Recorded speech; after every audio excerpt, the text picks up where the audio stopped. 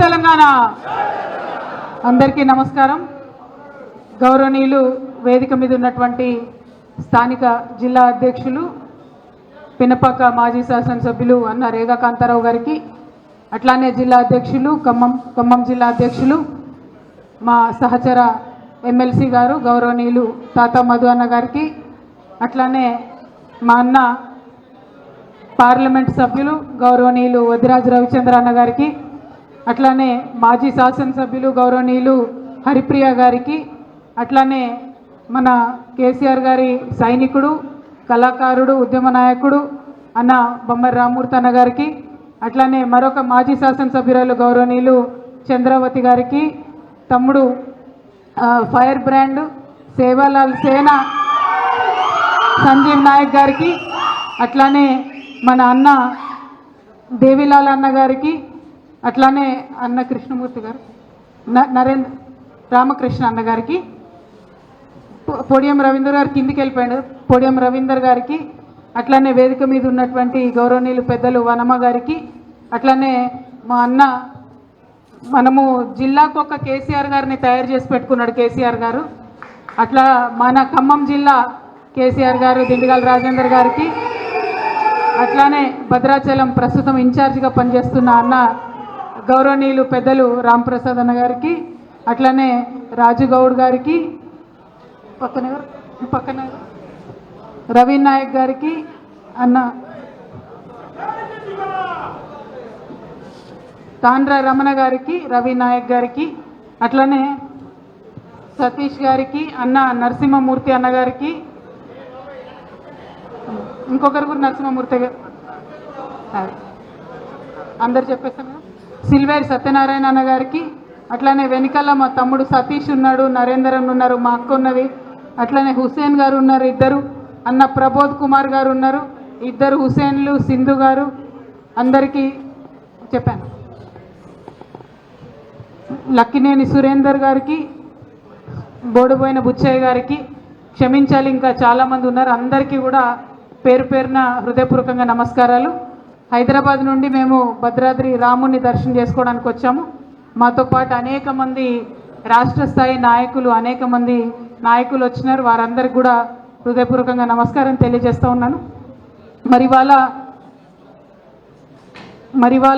ఈ కార్యక్రమం మొత్తాన్ని కూడా చాలా ఉత్సాహంగా నిన్నటి నుండి మా కార్యక్రమాలన్నింటినీ నిన్న సత్తుపల్లిలో లింగాల గ్రామంలో చాలా పెద్ద ఎత్తున కార్యక్రమం చేసుకున్నాం. అక్కడికి కూడా వచ్చి కవర్ చేసి చూపించినటువంటి మా మీడియా మిత్రులందరికీ కూడా పేరు పేరున హృదయపూర్వకంగా నమస్కారాలు తెలియజేస్తాం. మరి ఇవాళ ఇక్కడ సమావేశం ఒక ఆత్మీయ సమ్మేళనం పెట్టుకోవడం జరిగింది. ఇది మన పార్టీ అంతర్గత సమావేశం కాబట్టి పార్టీలో అనేక విషయాలు ఉంటాయి, చర్చించుకుంటాం, మాట్లాడుకుంటాం. కానీ ఇవాళ రేపు సెల్ ఫోన్లు వచ్చినాక అంతర్గతం ఏం లేకుండా పోయింది, మొత్తం బహిర్గతమే ఉంది. సో పార్టీ సమావేశమైనా ఏదైనా సరే మొత్తం పబ్లిక్లోనే జరుగుతుంది. ఇట్లాంటి సమావేశాలు అప్పుడప్పుడు జరగాల్సినటువంటి అవసరం ఉంది. ఎందుకంటే పార్టీలో ఉండేటటువంటి చిన్న చిన్న లోటుపాట్లు ఉంటాయి, సమన్వయ లోపాలు ఉంటాయి, లోకల్గా ఉండేటటువంటి నాయకత్వాలతోని కొంత ఇంకా అగ్రెసివ్గా పనిచేయాల్సినటువంటి అవసరం ఉంటుంది. వాటన్నిటినీ సరిదిద్దుకోవడానికి మరి ఇటువంటి సమావేశాలు ఒక వేదికగా పనిచేస్తాయని చెప్పి నేను మనస్ఫూర్తిగా నమ్ముతూ ఉన్నాను. మరి వాళ్ళ ఖమ్మం వస్తున్నాం, భద్రాచలం వస్తున్నాం అంటే, ఖమ్మం అంటే చాలామంది ఉద్యమం లేదు అని అపోహపడుతూ ఉంటారు. వాస్తవానికి 1969లో ఉద్యమం పుట్టిందే ఖమ్మం నుంచి. ఆనాడి హరిబాబు గారు అనేటటువంటి ఒక విద్యార్థి నాయకుడు ఖమ్మంలో నిరాహార దీక్ష కూర్చుంటే ఆ నిప్పురవ్వ, ఇక్కడ ఖమ్మంలో రేగినటువంటి నిప్పురవ్వ మొత్తం తెలంగాణ అంతా దావానలంలో చుట్టుకొని 1969 తొలి దశ తెలంగాణ ఉద్యమానికి మరి బీజం పడింది. అటువంటి ఖమ్మంలో మలి దశ ఉద్యమం వచ్చేటటువంటి సందర్భంలో కొంత మనకు స్లోగా ఉన్నప్పటికీ ఏ ఒక్క నియోజకవర్గంలో, ఏ ఒక్క గ్రామంలో మరి గులాబా కండువా లేదు అనేటటువంటి పరిస్థితి లేదు. కొద్దిగా ఎక్కువ, కొద్దిగా తక్కువ అంతే తప్పితే ఖమ్మంలో ప్రతి ఊర్లో కేసీఆర్ గారిని చూసి ఇన్స్పైర్ అయి స్ఫూర్తి పొంది అనేక మంది జెండా బట్టి పనిచేసినటువంటి వాళ్ళు ఉన్నారు. మరి అందులో ప్రధానంగా ఇప్పుడు మనం ఇక్కడ చూసినాం, అన్న నరసింహమూర్తి గారు 2002 నుండి ఉన్నటువంటి వ్యక్తి. తర్వాత అన్న ప్రబోధ్ కుమార్ గారు వచ్చినారు ఇదే భద్రాచలంలో. మనం చూసుకుంటే ఆయన సొంత డబ్బులు పెట్టుకొని పనిచేసినటువంటి వ్యక్తి. అట్లా ప్రతి విషయంలో ప్రతి చోట ఒక్కరిద్దరు కాదు, మా రామ్మూర్తి అన్న ఉన్నాడు, ఆయన కూడా మొదటి నుంచి గజ్జగట్టి ఆట ఆడి పాట పాడి కూడా మరి పార్టీ కోసం పనిచేసినటువంటి వ్యక్తి. ఇట్లా ఒకరు ఇద్దరు అని కాదు, ప్రతి ఒక్కరిని ప్రతి గ్రామంలో నిజంగా కేసీఆర్ గారు స్ఫూర్తి ఇస్తే దానికి లక్షలాది మంది యువకులు ముందుకొచ్చి పనిచేసినారు. ఒక్కటి మనం అనుకున్నాం ఆనాడు, నిజంగా తెలంగాణ ఉద్యమం మొదలుపెట్టినప్పుడు రాష్ట్రం వస్తుంది, మన పార్టీ అధికారంలోకి వస్తుంది అని అనుకోలే. రాష్ట్రం సాధించాలి అన్నది ఒకటే లైను. ఏ పొలిటికల్ పార్టీ నాకు తెలిసి భారతదేశంలో సింగిల్ లైన్ ఎజెండా ఉండదు.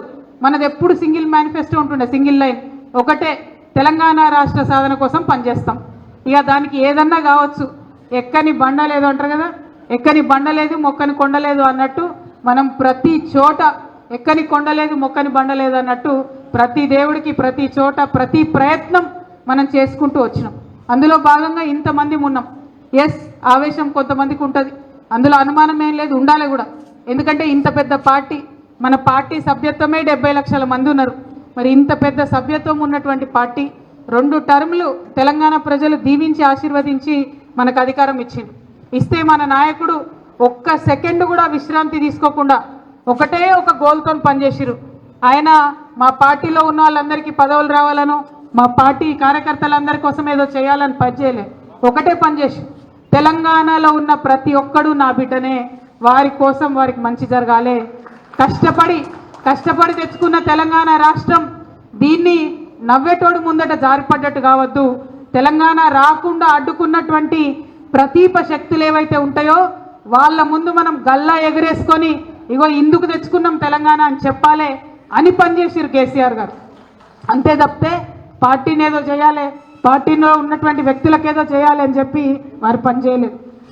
ఆ సందర్భంలో చాలామంది అభిప్రాయపడ్డట్టుగా జిల్లాలలో ఉండేటటువంటి నాయకులు, ముందు నుండి పనిచేసినటువంటి నాయకులకు, కొత్తగా పార్టీలోకి వచ్చేటటువంటి వారికి, పలు సందర్భాల్లో డిఫరెంట్ ఐడియాలజీస్ నుంచి వచ్చేటటువంటి వారికి మరి కొంత వైరుధ్యం ఉండేటటువంటి మాట సహజమే. అది మన పార్టీ కాదు, ఏ పార్టీలైనా ఉంటుంది, అందులో ఏమి ఇబ్బంది లేదు. నా రిక్వెస్ట్ ఒకటి, సమావేశాలు ఇవాళ కొత్తగా పెట్టడం లేదు, ప్రతి సందర్భంలోనూ సమావేశాలు పెట్టినాం, ప్రతి సందర్భంలోనూ అందరినీ కలుపుకొని పోయే ప్రయత్నం చేసినాం. మరి 10 ఏళ్లలో ఎన్ని సమావేశాలు పెట్టి ఎన్ని అభివృద్ధి కార్యక్రమాలు చేయకపోతే ఇవాళ ఖమ్మంలో ఎక్కడ రిజల్ట్ రాకుండా కేవలం భద్రాచలంలో రిజల్ట్ వచ్చిందన్న విషయాన్ని కూడా మనం గుర్తుపెట్టుకోవాలి. అదొక రికార్డు, మామూలు విషయం కాదు. ఒక భద్రాచలం గెలవడం అన్నది అదొక రికార్డు. అది కూడా తెలంగాణ వ్యాప్తంగా రిజల్ట్ మనకు కొంత తక్కువ వచ్చినటువంటి సందర్భంలో భద్రాచలం గెలవడం అనేది డెఫినెట్గా ఒక రికార్డే. సరే, మరి ఇక్కడ ఎమ్మెల్యే గారు వెంకట్రావు గారు మనల్ని వదిలేసి అధికార పార్టీకి ఆయన వెళ్ళిపోవడం జరిగింది. అటువంటి ద్రోహుల్ని చాలామందిని చూసినాం. తెలంగాణ ఉద్యమం మొదలుపెట్టినప్పటి నుంచి మన దగ్గరికి రావాలి, ఉద్యమంతో ఉన్నటువంటి బలంతో ఉన్నటువంటి పార్టీలో గెలవాలి, అధికారంలో ఉన్నటువంటి పార్టీలకు పోవాలి. ఇది అనేక సందర్భాల్లో ఆ కుట్రల్ని మనం చూసినాం. ఇప్పుడు కూడా నా రిక్వెస్ట్ ఒకటే, మనము ఈ గులాబీ కండువ కప్పుకున్న వాళ్ళము కొద్దిగా మనం ఏమరపాటుగా ఉంటే ఖచ్చితంగా తెలంగాణ నాగం చేస్తారు. కేసీఆర్ గారు అదే చెప్పిండ్రు, మోసపోకండి గోసపడతారని చెప్పిండ్రు. ఎందుకోసం చెప్పిండ్రు? అది కేసీఆర్ గారు ఇంకోసారి ముఖ్యమంత్రి అయితే ఏదో అయిపోతుందని కాదు, కానీ తెలంగాణ తెచ్చుకున్నాం, అది మన బిడ్డ లాంటిది. బిడ్డకి ఏది కావాలో ఎట్లా చూసుకోవాలనేటటువంటి ఆలోచన మనకు ఈ గులాబీ కండువ కప్పుకున్న వాళ్ళకు ఉంటుంది తప్పితే వేరే వాళ్ళకు ఉండదు. కాబట్టే కేసీఆర్ గారు పదే చెప్పిండ్రు, మోసపోకండి గోసపోతారని చెప్పి.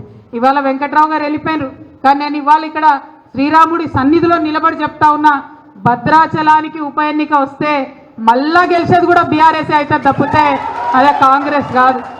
ఎట్ ఎనీ కాస్ట్ మళ్ళా గెలిచేది బీఆర్ఎస్ అవుతుంది. ఎందుకోసం చెప్తున్నామంటే ప్రజలు కూడా మోసాన్ని గమనిస్తున్నారు. ఈ సంవత్సర కాలంలో గుర్తించిండ్రు, ఈ గులాబీ కండువ వేసుకున్న వాళ్ళు ఉంటేనే తెలంగాణకు శ్రీరామ రక్ష తప్పితే వేరే వాళ్ళు ఉంటే కాదు అనే విషయం అర్థమైంది. కాంగ్రెస్ వాళ్ళు చెప్పిండ్రు, అనేకమైన కళ్ళబొల్లి మాటలు చెప్పిండ్రు, అనేకమైన లేనిపోని వాగ్దానాలు చేసిండ్రు. ఇవాళ ఏం చేస్తున్నారు? చేయగలుగుతున్నారా? ఇవాళ ఇక్కడ ఉన్న నాయకులందరికీ కూడా తెలుసు, మళ్ళీ మనమే రావాలి మళ్ళా. ఎందుకంటే కొద్దిగా నష్టపోయినా ఓర్చుకుంటాం మనమే, మనకు ఆ ఫీలింగ్ ఉంటుంది, ఇది మనది, మన రాష్ట్రం అన్న ఫీలింగ్ ఉంటుంది. చాలామంది బాధపడ్డారు, అక్క మాకు పర్సనల్గా లాభం కాలేదు అని. చాలామందికి కాలేదు, తెలంగాణ వ్యాప్తంగా ఉన్న బీఆర్ఎస్ పార్టీ నాయకులకు చాలామందికి కాలేదు. ఎందుకంటే మనం తెలంగాణ ఫస్ట్ అనుకున్నాం, బీఆర్ఎస్ ఫస్ట్ అనుకోలే. తెలంగాణ ఫస్ట్ ఉండాలి, తెలంగాణ అన్నింటిలో నంబర్ 1 ఉండాలని చెప్పి మనం 24 గంటలు పనిచేసినాం.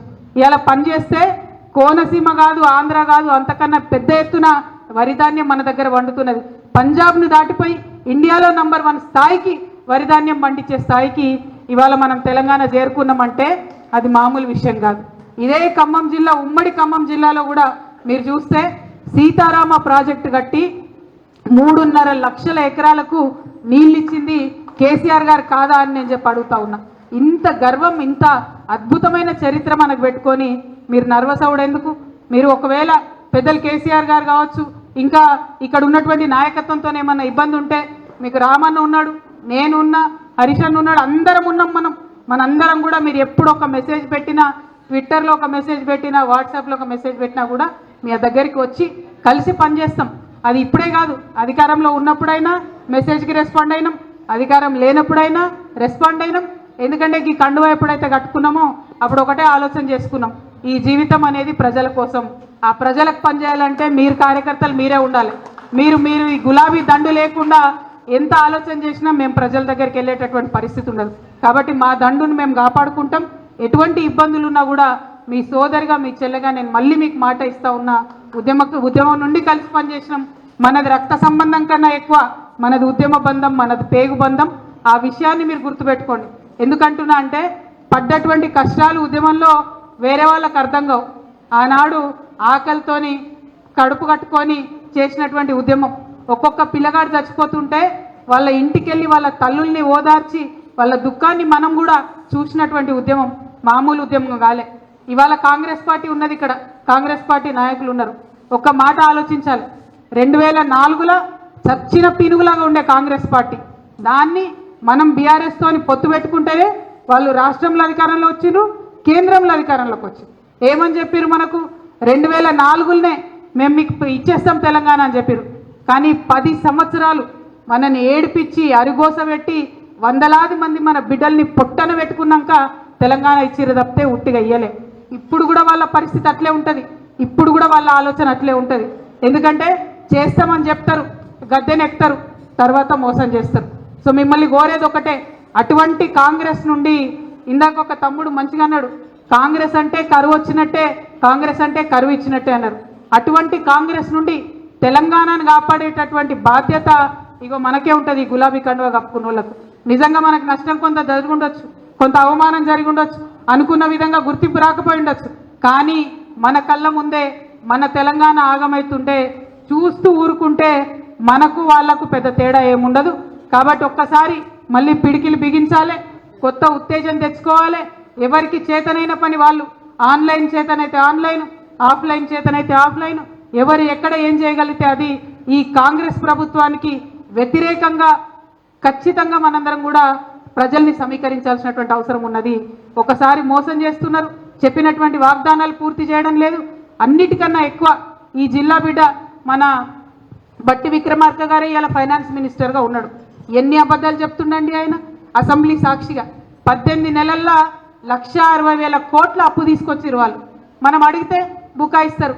ఏం చేసిండ్రా 1,60,000 కోట్లు అంటే మా మీద కోపానికి వస్తాండి ఆయన, నా మీద, టాటా మదన్న మీద. మేము చెప్పం మీకు వివరాలు, మీరు చెప్పమంటే కుదరదు కదా. ఇది ప్రజాస్వామ్యం.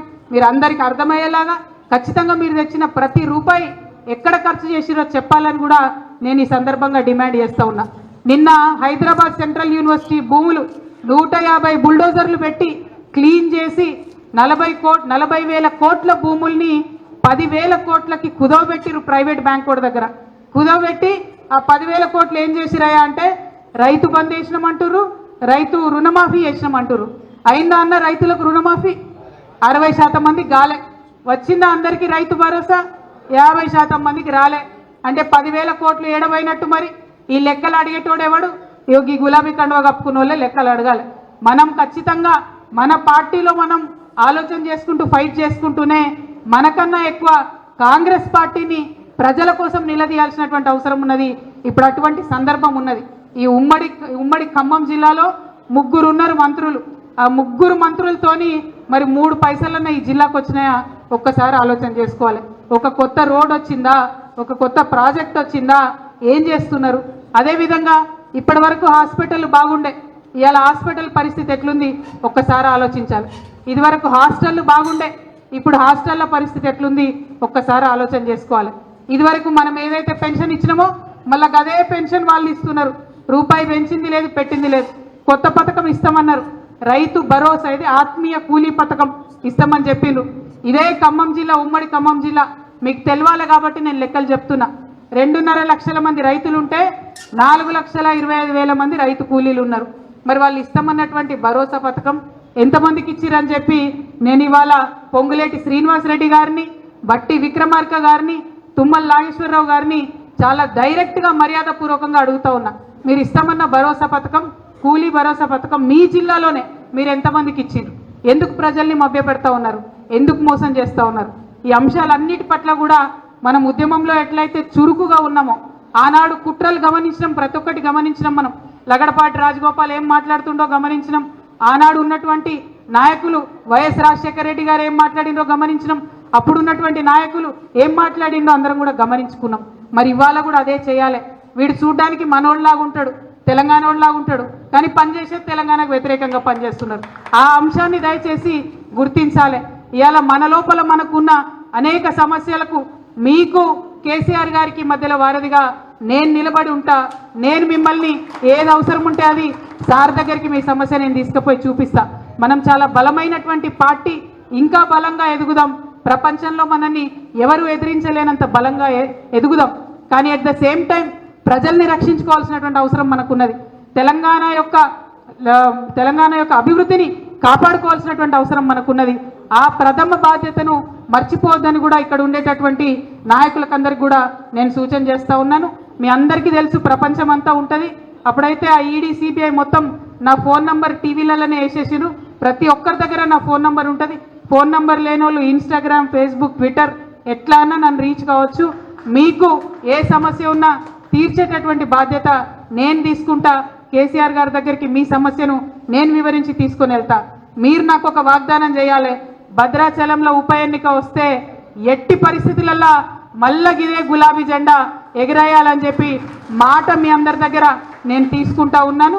మరి ఇక్కడికి భద్రాచలంతో నా అనుబంధం ఇప్పటిది కాదు, అనేక సంవత్సరాలది. ఆనాడు భద్రాచలంకి బతుకమ్మ చేయడానికి వచ్చినప్పుడే నరసింహమూర్తి గారి ఇంటికి కూడా నేను వెళ్ళడం జరిగింది. ఇక్కడ బతుకమ్మ రాముల వారి సన్నిధిలో చేసినప్పుడు నాకు బాగా గుర్తుంది. జయశంకర్ గారు, కేసీఆర్ గారు ఇద్దరు పక్కపక్కన కూర్చొని నాకు ఫోన్ చేశారు. నీకు భద్రాచలంలో ఇంతమంది లేడీస్ ఎట్లా వచ్చినారు అసలు అని అడిగినారు. అంటే నేను చెప్పాను, లేదు ఇక్కడ చాలా చైతన్యం ఉన్నది, చాలా అద్భుతంగా పనిచేసేటటువంటి వ్యక్తులు, నాయకులు ఉన్నారు, అందుకే ఇంత మంచిగా ఇక్కడ పండగ జరుపుకుంటా ఉన్నారని చెప్పినాము. ఆ చైతన్యం ఇప్పుడు ద్విగుణీకృతమైంది. మన రాష్ట్రం వచ్చింది, మన రాష్ట్ర పండగ, మన రాష్ట్ర పద్ధతులు, మన రాష్ట్రం, మన రాష్ట్ర అభివృద్ధి అనే ఒక సోయి అందరికి కూడా ఉంది. కాబట్టి దాన్ని కాపాడుకునేటటువంటి దిశగా మనందరం కూడా ప్రయత్నం చేద్దామని మీ అందరినీ కూడా కోరుకుంటున్నా. అనేక మంది అనేక రకాలుగా ఉద్యమంలో పాల్గొన్నాం. ఆ స్ఫూర్తిని మాత్రం విడిచిపెట్టొద్దని చెప్పి ఒక సోదరిగా ఏదేమైనా మీకు అండగా నేను నిలబడతానని చెప్పి మీ అందరికి కూడా మళ్ళీ మనవి చేసుకుంటూ, మరి కార్యక్రమాన్ని ఇంత సమన్వయంతో నిర్వహించడానికి దోహదపడ్డట్టు మన దిండిగాల రాజేంద్ర అన్నకు మళ్ళీ ఒకసారి ప్రత్యేకంగా నమస్కారాలు, తమ్ముడు హుసేన్కి మళ్ళీ ఒకసారి ప్రత్యేకంగా నమస్కారాలు తెలియజేస్తూ మీ అందరి దగ్గర కూడా నేను సెలవు తీసుకుంటున్నాను. Thank you. జై తెలంగాణ, జై కేసీఆర్.